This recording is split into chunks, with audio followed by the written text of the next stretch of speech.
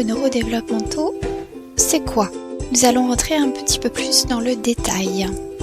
Les troubles neurodéveloppementaux ont été définis dans le DSM-5 comme une perturbation du développement d'une ou plusieurs compétences cognitives attendues lors du développement psychomoteur et affectif de l'enfant, et qui entraîne un retentissement important sur le fonctionnement adaptatif, scolaire, social et familial. Les troubles neurodéveloppementaux apparaissent le plus souvent précocement dans l'enfance, les premiers signes étant visibles avant la fin de la maternelle et se modifient ou peuvent se modifier jusqu'à l'adolescence. Les troubles neurodéveloppementaux sont regroupés sous une même grande appellation car ils ont des causes et des facteurs de risque communs. Les causes communément retrouvées sont des causes génétiques et des causes environnementales comme la prématurité, mais aussi l'exposition à des toxiques en période anténatale, c'est-à-dire l'exposition à des drogues, alcool ou à certains médicaments comme les antiépileptiques, et l'exposition avant la naissance à certains agents infectieux comme le cytomégalovirus. Les troubles développementaux regroupent 6 grandes familles de troubles. D'une part, les troubles du développement intellectuel ou appelés handicap intellectuel, les troubles de la communication, le trouble du spectre de l'autisme, le trouble déficitaire de l'attention avec ou sans hyperactivité, les troubles spécifiques des apprentissages et les troubles moteurs. Nous allons regarder un peu plus dans le détail chaque grand groupe de troubles. Tout d'abord, les troubles du développement intellectuel ou handicap intellectuel, quand des échelles d'évaluation cognitive ont été réalisées et ont permis de préciser et de définir précisément un handicap. On réservera le terme de retard global de développement pour les enfants de moins de 5 ans ou pour les enfants pour qui une évaluation intellectuelle précise avec des tests de QI n'a pas encore été possible ou ne l'est pas. Les troubles de la communication regroupent les troubles du langage et de la phonation, plus souvent appelés dysphasie, les troubles de la communication sociale, étant appelés également troubles de la pragmatique. On retrouve également dans ce grand cadre les troubles de la fluence, c'est-à-dire le bégaiement.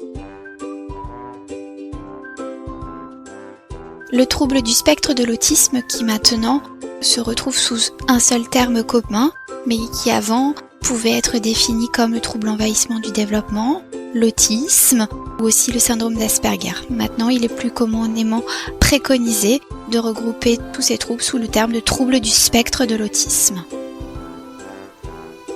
Le trouble déficitaire de l'attention, qui peut être avec ou sans hyperactivité. Les troubles spécifiques des apprentissages, et on précisera s'ils sont avec déficit en lecture, ou plus communément appelé dyslexie, avec déficit en expression écrite, ou plus communément appelé dysorthographie, ou avec déficit du calcul, autrement appelé dyscalculie. Et enfin, les troubles moteurs qui regroupent le trouble développemental de la coordination, anciennement appelé dyspraxie, les mouvements stéréotypés, et on retrouve également les tics regroupant le syndrome de Gilles de la Tourette, mais aussi les tics moteurs et vocaux persistants ou les tics transitoires.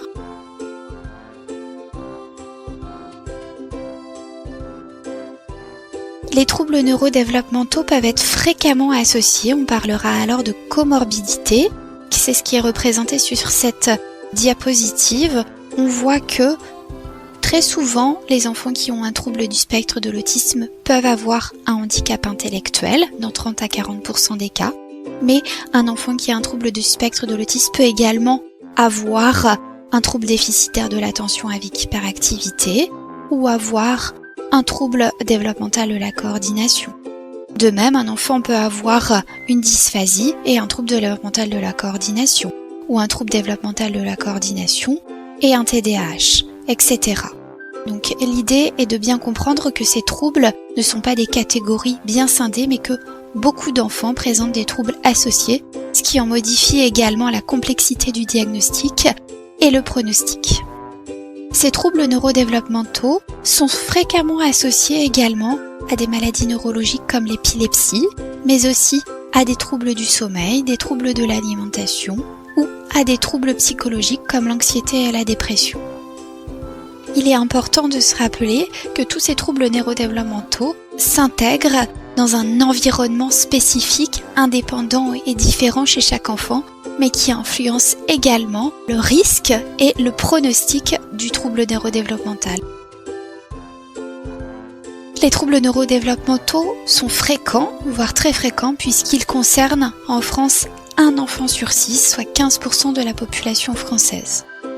Un petit peu plus précisément, on retiendra que 1 à 2% des individus présentent un handicap intellectuel, 1% présentent un trouble du spectre de l'autisme, 2% présentent un trouble du langage et de la phonation, autrement appelé dysphasie. 5 à 8% présentent des troubles spécifiques des apprentissages regroupant la dyslexie, la dysorthographie et ou la dyscalculie. Et 5% présentent des troubles développementaux de la coordination. Et enfin, 5% également présentent des critères en faveur d'un trouble déficitaire de l'attention avec ou sans hyperactivité. Donc on voit que ces chiffres sont considérables et qu'il est donc indispensable que les professionnels de santé aient une bonne connaissance de ces troubles neurodéveloppementaux pour les dépister, les repérer au mieux et orienter au mieux la prise en charge.